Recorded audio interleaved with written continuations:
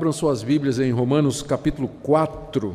Nós vamos fazer a leitura do verso 13 até o verso 17, dando continuidade à nossa série de mensagens na carta aos Romanos. Não foi por intermédio da lei que a Abraão ou a sua descendência coube a promessa de ser herdeiro do mundo, e sim mediante a justiça da fé. Pois se os da lei é que são os herdeiros, anula-se a fé e cancela-se a promessa. Porque a lei suscita a ira, mas onde não há lei, também não há transgressão. Essa é a razão porque provém da fé, para que seja segundo a graça, a fim de que seja firme a promessa para toda a descendência, não somente ao que está no regime da lei, mas também ao que é da fé que teve Abraão.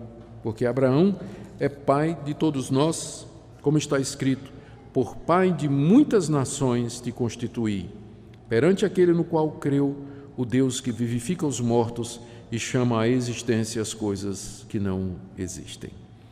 Nessa noite nós vamos do verso 13 até metade do verso 17, porque a segunda metade do verso 17 tem a ver mais com o tema seguinte do apóstolo Paulo, que é sobre a natureza da fé de Abraão. Meus queridos, na nossa exposição da carta aos Romanos, nós vimos que o objetivo de Paulo aqui é expor a doutrina da justificação pela fé, de que maneira Deus justifica pecadores. Ele começou a carta dizendo que pecadores precisam ser justificados. No capítulo 1, ele menciona que mesmo aqueles povos distantes, aqueles povos que são chamados de pagãos ou gentios, que nunca ouviram a respeito do verdadeiro Deus, nunca ouviram a lei de Moisés, nunca ouviram o Evangelho, esses povos, eles estão perdidos, eles estão condenados, porque há uma revelação que Deus fez de si mesmo na própria natureza e na consciência dessas pessoas, de maneira que essas pessoas, elas são indesculpáveis quando elas se curvam diante de ídolos e elas adoram o sol, a lua, as estrelas ou qualquer outra manifestação natural. Então o apóstolo Paulo diz que eles estão debaixo da condenação de Deus. Não há inocente nenhum em qualquer parte do mundo. Nunca houve, não há e não haverá. E a mesma coisa tem a ver com os judeus, já estamos no capítulo 2. Paulo diz que os judeus receberam a lei de Deus, mas eles não guardaram essa lei. E essa lei é testemunho contra eles, de que eles são pecadores e estão debaixo do justo juízo de Deus. No capítulo 3, Paulo então fecha a humanidade, coloca toda a humanidade no mesmo pacote, com aquela expressão que é bem conhecida de todos, Romanos 3, 23, porque todos pecaram e carecem da glória de Deus. Todos aí judeus e gentios, todo tipo de raça, etnia, pessoas de toda origem, não há um só que possa reivindicar inocência diante de Deus. E aí, a partir de metade do capítulo 3, o apóstolo Paulo começa a expor de que maneira Deus salva pecadores, tanto judeus como gentios. E a resposta é mediante a obra de Cristo na cruz do Calvário. Como Cristo na cruz derramou seu sangue para salvar pecadores, e mediante a fé em Jesus Cristo, Deus justifica pecadores, quer sejam os pagãos, quer sejam os judeus. E aqui no capítulo 4, ele prova o que ele está dizendo através do exemplo de Abraão. Abraão foi escolhido de forma muito inteligente pelo apóstolo Paulo, porque Abraão era o herói dos judeus. Os judeus consideravam Abraão como o pai da nação hebraica, como o amigo de Deus, aquele que era o patriarca de toda aquela descendência, e os judeus se orgulhavam de ser filho de Abraão. Então Paulo toma Abraão e diz, então vamos ver como foi que Abraão foi justificado. E Abraão, segundo Paulo, foi justificado não pela guarda da lei ou por obras, mas mediante a fé nas promessas de Deus. E depois de Paulo demonstrar isso, no começo do capítulo 4, ele cita o exemplo de Davi, que era outro herói da nação judaica. Como Davi também declara que o homem é justificado diante de Deus pela fé e não pelas obras, não pelos méritos. Paulo faz uma citação do Salmo 32, corroborando, não é? Ratificando com a experiência de Davi aquilo que ele já tinha dito sobre Abraão. Mas aí vinha uma pergunta. Abraão é o pai da nação judaica e o símbolo dos judeus é a circuncisão. Então, não será que, se Abraão foi justificado, perdoado por Deus, a salvação que Deus tem para dar não é somente para aqueles que são descendentes de Abraão, cujo símbolo é a circuncisão? Aí Paulo então responde dizendo não, porque quando Abraão foi circuncidado, ele já tinha crido fazia cerca de 14 anos. A circuncisão veio quase 2 décadas depois que Abraão creu em Deus e foi salvo. Logo, não é, quando Abraão foi circuncidado, ele não era judeu, não era gentil, não tinha ainda essa categoria. Então, a salvação é pela fé e não mediante a circuncisão. E agora vem uma outra pergunta. Vocês têm que lembrar que Paulo, quando está escrevendo essa carta, ele tem em mente uma audiência lá em Roma, onde havia judeus que o questionariam a respeito dessas coisas. E, natural, é por isso que a carta aos Romanos está cheia de referência a Abrão, a Davi, circuncisão, lei, Israel, sacrifício, toda essa linguagem do Antigo Testamento. Então, Paulo, mais ou menos, imagina alguém lá em Roma dizendo o seguinte: mas espera aí, Deus prometeu que Abraão seria o herdeiro do mundo. E essa promessa foi feita porque Abraão guardou a lei. Então, segue-se que aqueles que guardam a lei, que são os judeus, estes é que são os verdadeiros herdeiros de Abraão. Eles é que vão herdar o mundo. Será que é verdade? É isso que Paulo trata aqui na passagem que eu li para vocês e que nós temos que examinar agora. Para que a gente entenda corretamente o que é que está acontecendo aqui, eu preciso explicar 2 conceitos, mais uma vez para vocês. O primeiro deles são as promessas que Deus fez a Abraão. Em resumo, essas promessas estão em Gênesis capítulo 12, capítulo 15 e capítulo 17. E eu vou dar para vocês um sumário delas. Essas promessas que Deus fez a Abraão são, primeiro, que Deus iria fazer dele uma grande nação. Deus chamou Abraão. Abraão era um pagão que morava lá na Mesopotâmia, numa cidade chamada Ur. O nome dele, Abrão, que significa pai elevado, é interpretado pelos rabinos pelo fato de que ele olhava para os céus, para as estrelas. Ele era um astrólogo, alguém que ficava, tentando entender o destino das pessoas e o seu próprio, examinando as estrelas. Por isso o nome Abrão, pai elevado, aquele que olha para as alturas. Deus foi lá e chamou esse homem e disse: sai daí e você vai para uma terra que eu vou te dar. E vou fazer de você uma grande nação, uma nação numerosa como as estrelas do céu, e te darei a terra das tuas peregrinações por herança. Você vai peregrinar numa terra e um dia eu vou te dar essa terra, não a você, mas aos seus descendentes. E na época que Deus disse isso, aquela terra era habitada por 7 povos diferentes, nações pagãs. Deus disse também que haveria de abençoá-lo, que abençoaria quem o abençoasse e amaldiçoaria quem o amaldiçoasse, que reis e príncipes viriam de Abraão e que nele seriam benditas todas as nações da terra. São promessas muito grandes e promessas assim impensáveis que Deus fez a esse pagão chamado Abrão na época.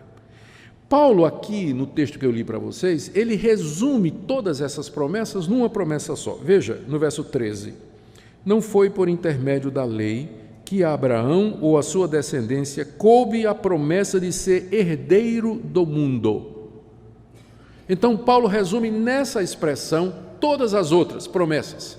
Herdeiro do mundo. Ou seja, Deus prometeu a Abraão que o mundo ia ser dele. Todas aquelas promessas, de ti farei uma grande nação, de ti virá alguém em quem serão benditas todas as nações da terra, príncipes virão de ti e tudo mais. No final, o que Deus estava dizendo a Abraão é o seguinte: a você e a sua descendência eu vou dar a terra. Você vai ser herdeiro do mundo. O mundo será seu por herança. Eu estou te dando isso. É a promessa que eu estou fazendo.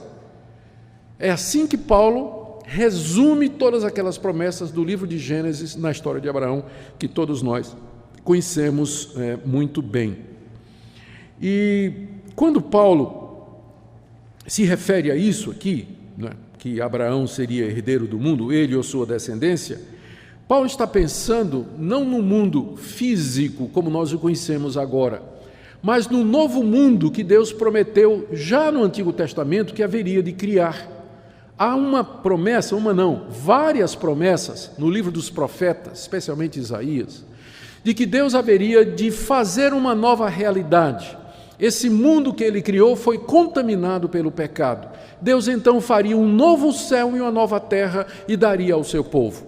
O judeu entendia que isso era uma promessa para ele. Por quê? Porque ele era descendente de Abraão, ele era circuncidado, ele recebeu a lei.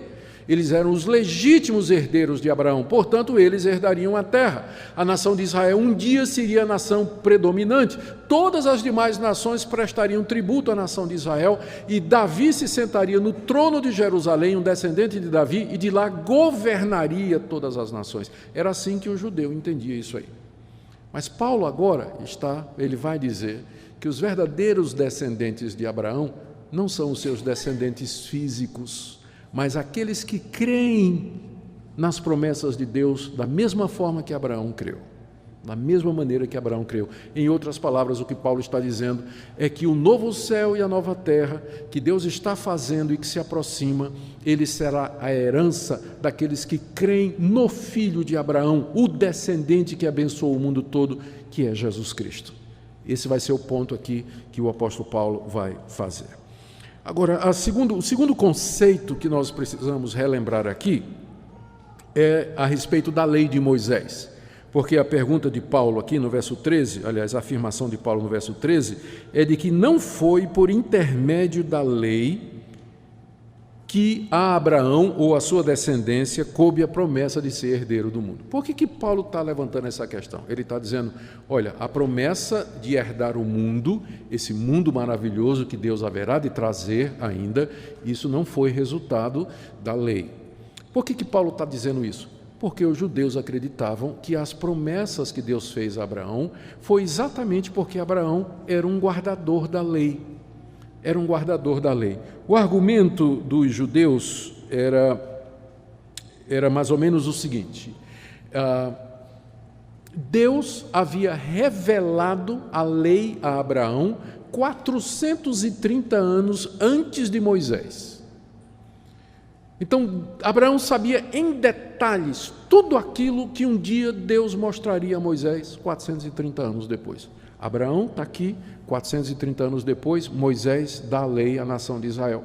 Mas os judeus diziam, não, antes de dar a lei a Moisés, Deus já tinha revelado a lei a Abraão. Então, Abraão guardou a lei, e porque ele guardou a lei, Deus fez essa promessa de que ele havia de herdar o mundo.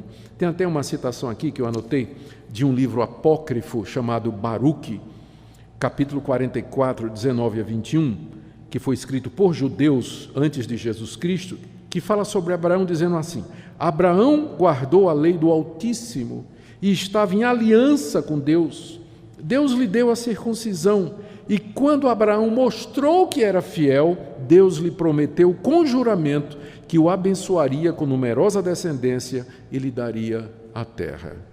É uma citação de um livro apócrifo escrito pelos judeus um pouco antes de Paulo. E esse, é claro, a gente não aceita os livros apócrifos como inspirados, mas eles eram lidos e eles circulavam no meio da comunidade judaica e refletia a crença dos judeus de que Abraão tinha sido um guardador da lei, cumpriu fielmente a lei, e foi por isso que Deus deu a ele a promessa de que um dia ele haveria de herdar a terra.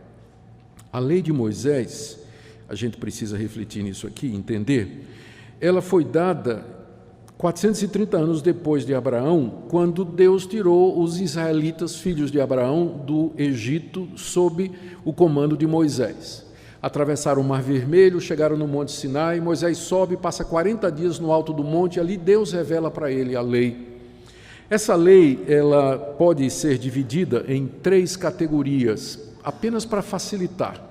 Nós fazemos essa categorização. A lei cerimonial, que tinha a ver com o templo, sacrifícios, sacerdotes, purificação, circuncisão, dieta religiosa, dias de festas, tudo isso Deus revelou a Moisés e mandou que ensinasse ao povo. Depois tinha a lei civil, que tinha a ver com Israel como nação, e que se referia à divisão da terra, cultivo, colheita, guerra, prisioneiros, família, casamento, negócios. Então, há muitas leis no Antigo Testamento que foi dada através de Moisés para os judeus que tem a ver com isso. Israel como uma nação. E tinha a lei moral, que era o resumo das leis e princípios universais de Deus para a nação de Israel e para o mundo todo, e que estão resumidos nos 10 mandamentos. Eu sou o único Deus, diz o Senhor. Não terás outros deuses diante de mim, não farás para ti imagem de escultura, não tomarás o nome do Senhor teu Deus em vão, lembra-te do dia de descanso para santificar, honra teu pai e tua mãe, não matarás, não adulterarás, não dirás falso testemunho, não furtarás e não cobiçarás coisa nenhuma do teu próximo. Então, a lei, com sua tripla divisão, foi dada através de Moisés para os descendentes de Abraão 430 anos depois que Abraão havia crido em Deus. O alvo da lei, o alvo de Deus ter feito isso era mostrar como Ele é santo, mostrar a sua vontade, enquadrar o pecado, porque na hora que Deus diz faça isso e não faça aquilo, então quando você faz o que Deus diz para não fazer e você deixa de fazer aquilo que Ele manda fazer, você está enquadrado, você pecou, você quebrou, transgrediu a lei de Deus. A lei foi dada para isso, para mostrar que ninguém pode obedecer a Deus perfeitamente, para apontar a necessidade de um Salvador e também para mostrar de que maneira Deus pretendia salvar pecadores. Isso já estava embutido na lei cerimonial, com aquele sacrifício constante de animais que era feito no templo, o ministério dos sacerdotes intercedendo e assim por diante. Deus queria mostrar como seu povo deveria viver. Bom, agora que a gente viu as promessas e viu a lei, nós estamos prontos para entender esse texto e vamos ver como é que Paulo argumenta aqui. E depois eu quero fazer algumas aplicações para nós. Isso aqui foi só a introdução, né? Vamos entrar no texto agora. Bom, primeira afirmação de Paulo está aí no verso 14. Abraão não recebeu a promessa de ser herdeiro do mundo por intermédio da fé. Não foi isso. Verso 13, não foi por intermédio da lei, a lei de Moisés, que a Abraão ou a sua descendência coube a promessa de ser herdeiro do mundo. A razão mais óbvia, não é, pela qual Paulo está dizendo isso é que a lei só foi dada 430 anos depois. Não é que Deus não tinha revelado a sua vontade a Abraão. Se você voltar comigo aí lá para Gênesis, capítulo 25, no verso 6, aliás, verso 26, verso 5, Deus está dizendo aqui, olha, porque Abraão obedeceu a minha palavra, guardou os meus mandados, os meus preceitos, os meus estatutos e as minhas leis. Está vendo aqui? Diz o rabino. Olha aqui, está vendo? No livro de Gênesis está dizendo que Abraão obedeceu, guardou os mandamentos, guardou os preceitos, guardou os estatutos e guardou as leis. Isso é a prova de que Abraão conhecia toda a lei de Moisés. Mas a verdade é que isso aqui é uma referência apenas às orientações que Deus deu a Abraão quando apareceu a ele. Sai da tua terra, da tua parentela, circuncida a ti mesmo, circuncida teus filhos, estabelece uma aliança, anda na minha presença, ser perfeito. Então não se refere a todo o sistema legal que Deus revelou a Moisés somente 430 anos depois. Somente 430 anos depois. Ou seja, Paulo está dizendo, não foi mediante a lei que Abraão recebeu a promessa de ser herdeiro do mundo. Isso aqui está muito claro. Ou seja, ela foi feita, ainda aqui no verso 13, essa promessa foi feita mediante a justiça da fé. Foi porque Abraão creu em Deus que ele recebeu as promessas.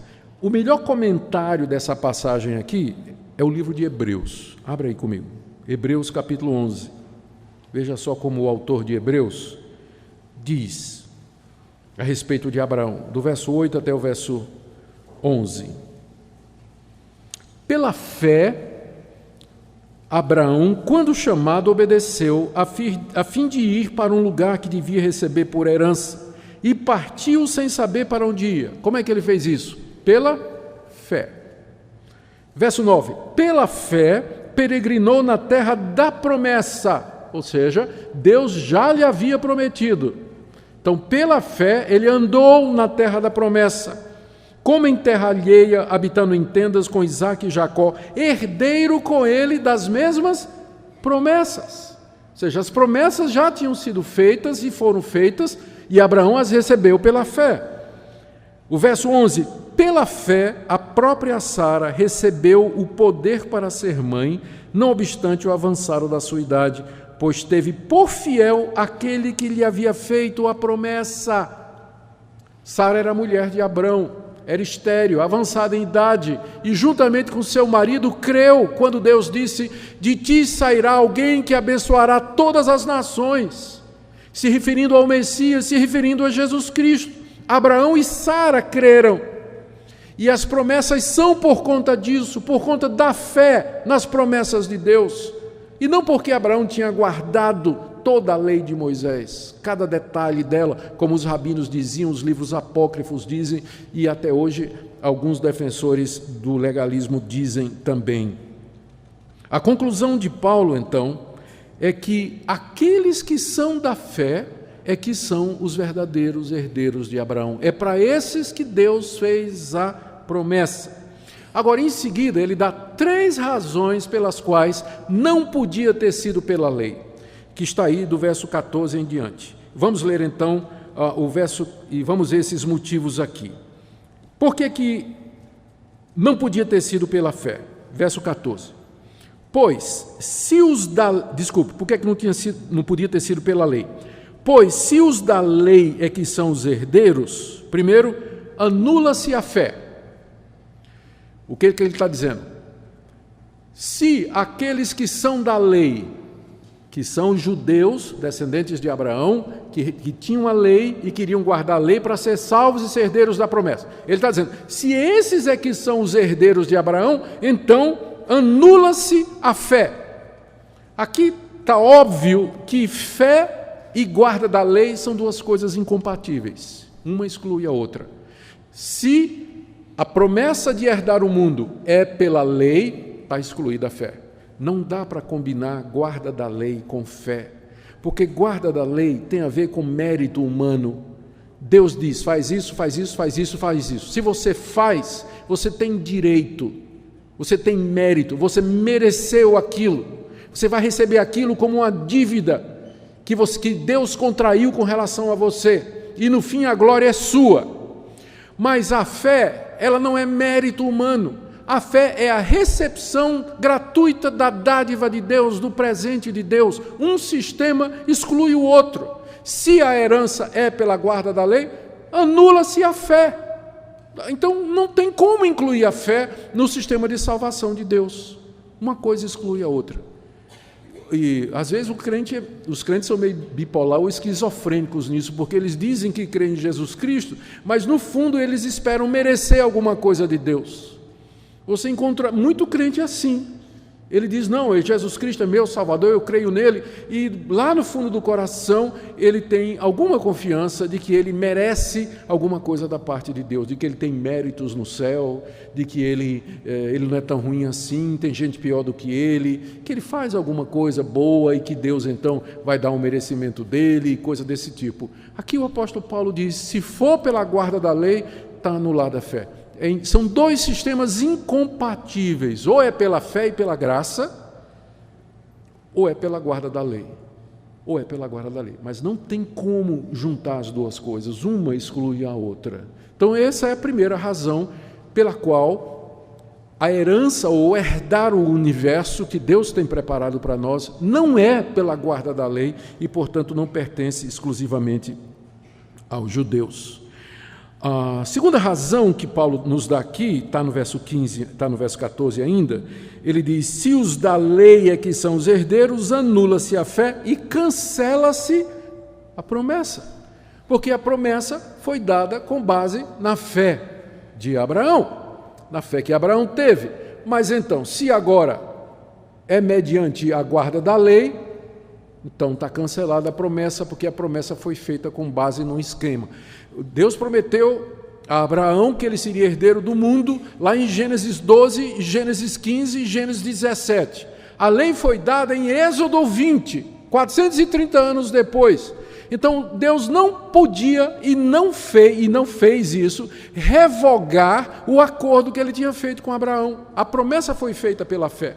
Se a lei que vem 430 anos depois revoga isso, então nós estamos complicados. Mas a verdade é que não revoga. Deus não estabeleceu um novo contrato, uma nova base de salvação. A base sempre foi mediante a fé. Então, se é pela lei, a promessa que Deus fez a Abraão está anulada, porque foi feita com base na fé. É como se Deus tivesse dado a palavra dele e tivesse voltado atrás depois, como se ele tivesse assinado um contrato e depois rasgou o contrato e fez outro. Anulou, rasgou. Se é pela lei, então está cancelada a primeira coisa que Deus fez. E é óbvio que que isso não pode ter acontecido. Terceira razão pela qual a promessa não é pela lei, está no verso 15. Porque a lei, ela não traz promessa, ela traz ira. Verso 15, porque a lei suscita a ira. Mas onde não há lei, também não há transgressão. A lei suscita a ira. Suscitar quer dizer provocar, estimular, incentivar. E a ira aqui é a ira de Deus.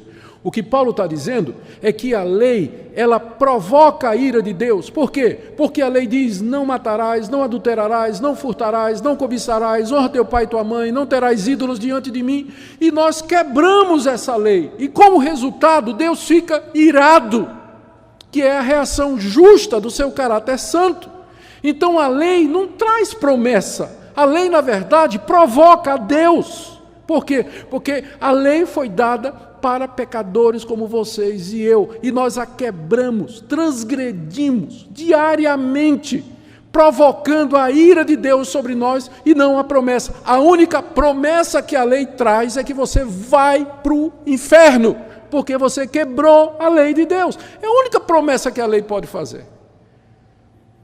Não é pela lei, porque a lei suscita ira e não promessa. Porque onde não há lei, também não há transgressão. É claro que antes da lei de Moisés tinha transgressão no mundo, tinha pecado no mundo. Mas quando a lei veio como um sistema todo organizado, enquadrou. A pessoa está enquadrada, ela está debaixo do juízo de Deus. A transgressão foi legalizada, já foi caracterizada como transgressão da lei de Deus. Então o sistema legal dado por Moisés, longe de ser a base da promessa, ao contrário, ele provoca a ira de Deus. Nunca pode ser pelo nosso merecimento, porque nós não conseguimos cumprir a lei de Deus e só merecemos a sua ira. Depois de ter dado 3 razões pelas quais não pode ser pela lei, Paulo dá 2 para dizer por que é da fé. Está no verso 16. Essa é a razão porque a herança provém da fé. Primeiro, para que seja segundo a graça. Eis a razão pela qual Deus resolveu prometer a Abraão que ele herdaria o mundo, com base na fé que Abraão teve, para que fosse pela graça, porque fé e graça são compatíveis.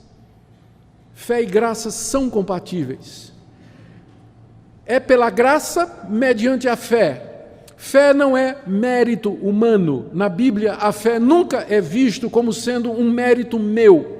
A fé é a mão que se estende, súplice, para receber a promessa de Deus, a graça de Deus e a misericórdia de Deus. Fé nunca é atribuído a nós como mérito, mas é até crer é uma obra de Deus, como está lá em Efésios capítulo 2, que a salvação é pela fé, e isso não vem de vós, isso se refere à fé, mas é um dom de Deus.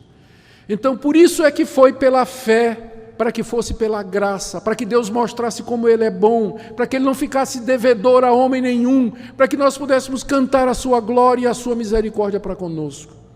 Essa é a razão porque provém da fé, para que seja segundo a graça. segunda razão pela qual é pela fé, ainda no verso 16, a fim de que seja firme a promessa para toda a descendência, não somente ao que está no regime da lei, mas também ao que é da fé que teve Abraão, porque Abraão é pai de todos nós. E aí Paulo cita aqui, Gênesis 17:5, aquela promessa, por pai de muitas nações te constituí. A segunda razão pela qual a promessa de ser herdeiro do mundo foi dada pela fé, é porque assim aqueles que têm fé podem herdar juntamente com Abraão e os seus descendentes. Porque se fosse pela lei, seria somente dos judeus. Se fosse pela circuncisão, seria somente dos judeus. Mas como é pela fé, pode ser de brasileiros, como vocês e como eu. Nós podemos ser herdeiros dessa promessa. Se somos crentes em Jesus, nós somos herdeiros dessa promessa de herdar o mundo, de habitar no novo céu e na nova terra, onde finalmente a justiça irá habitar, onde esse mundo será expurgado finalmente de todo o pecado, a criação será restaurada, Deus estará entre nós na pessoa do seu Filho Jesus Cristo. Maravilhas incontáveis e indizíveis, como nós encontramos no livro de Apocalipse e em outras passagens da Bíblia, inclusive no livro do profeta Isaías, capítulo 60 em diante, particularmente 66, onde ele fala do novo céu e da nova terra. É pela fé para que possa ser para você, para que possa ser para mim, que creiam em Jesus como sendo filho de Abraão, em quem serão benditas todas as nações da terra. E aqui nós já caminhamos para alguns pontos de doutrina que eu queria resumir aqui. O primeiro deles é esse aqui. A Bíblia ensina consistentemente de que aqueles que creem em Jesus Cristo, eles têm a vida eterna. E a vida eterna não é só viver eternamente, mas é viver em comunhão com Deus no novo céu e na nova terra que Ele está preparando. É essa a herança que Deus nos dá mediante a fé. É esse o nosso destino. É isso que Deus preparou para nós. E é esse mundo que se avizinha. Esse paraíso restaurado, criação restaurada e glorificada. É isso que se aproxima cada dia que passa. E aqueles que creem em Jesus Cristo como seu Senhor e Salvador, justificados dos seus pecados, eles habitarão nesse novo céu e na nova terra. É isso que é a vida eterna que Deus prometeu a todo aquele que cresce no seu Filho. Essa promessa, portanto, ela é decorrente da fé em Jesus Cristo, filho de Abraão, e não em qualquer observância da nossa parte da lei de Moisés ou de qualquer código moral ou de liturgias e práticas religiosas, quaisquer que sejam, nada que provenha de nós, mas Deus nos dá gratuitamente o seu mundo glorioso que Ele preparou, como Jesus disse, na casa de meu Pai há muitas moradas, vou preparar lugar. Então, tudo isso está reservado, Pedro fala disso como sendo uma herança incorruptível, que não murcha, gloriosa, guardada nos céus, prestes a se revelar. É para lá que nós caminhamos, essa é a nossa esperança, e isso nos é dado gratuitamente. Esse faz parte do plano da redenção que Deus estabeleceu desde a eternidade. Algumas aplicações práticas para nós. A primeira delas é para os aflitos e necessitados, os que estão abatidos. Queridos, eu queria que vocês pensassem nessa noite, que vocês cobrassem ânimo nessa noite, lembrando que aqui não é a nossa morada permanente, que nós temos um mundo que nos foi prometido, um mundo novo, glorioso que nos foi prometido. Como o Senhor Jesus Cristo disse, bem-aventurados os mansos, porque eles herdarão a terra.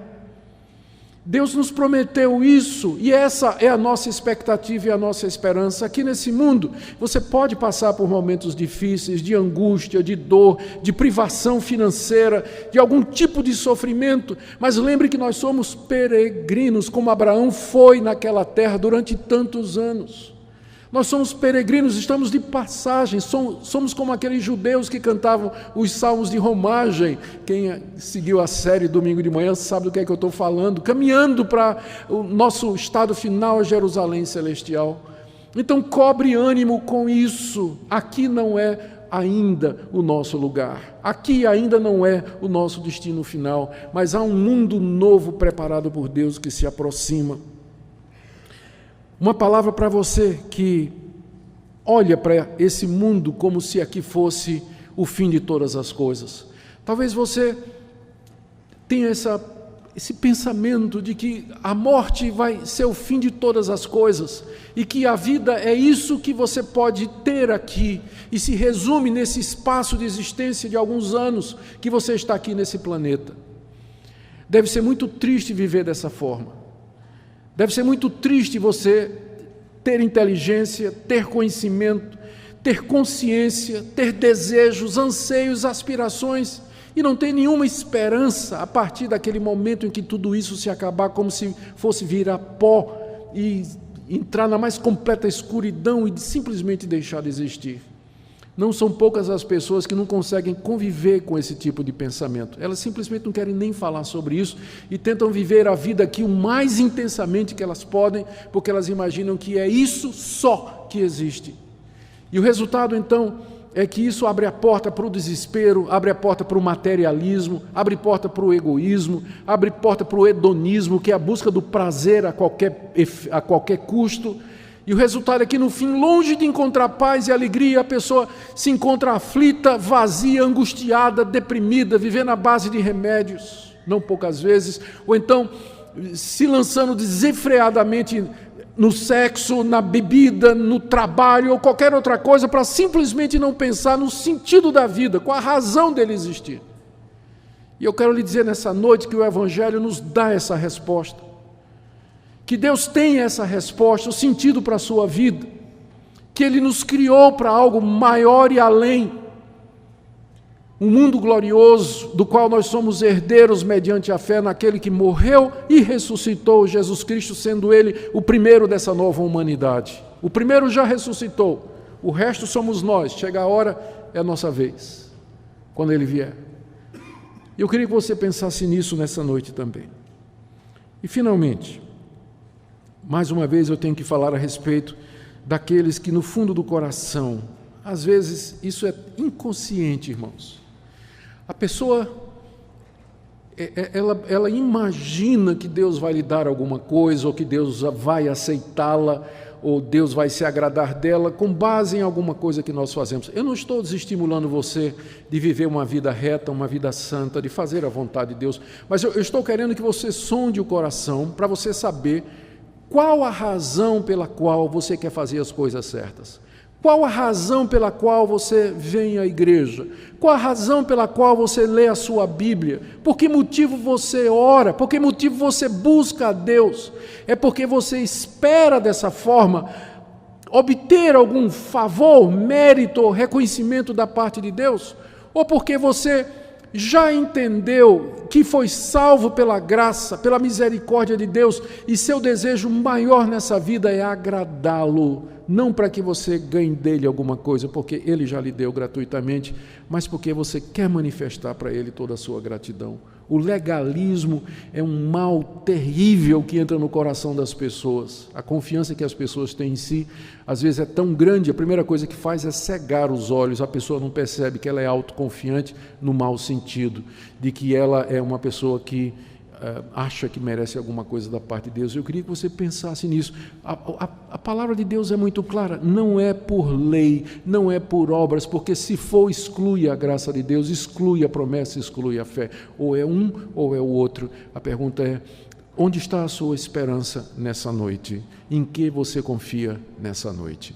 Que Deus queira usar essa palavra no seu coração para encorajar vocês, animar vocês, para enchê-los de expectativa, para que vocês possam se levantar da tristeza, do desânimo, olhar para esse ano que se aproxima como sendo um ano a menos no calendário de Deus, para a chegada do mundo novo que Ele preparou, e que vocês tenham esperança e paciência para herdar a promessa que foi feita mediante a fé a Abraão e a todos que andam nas mesmas pisadas da fé que Abraão teve.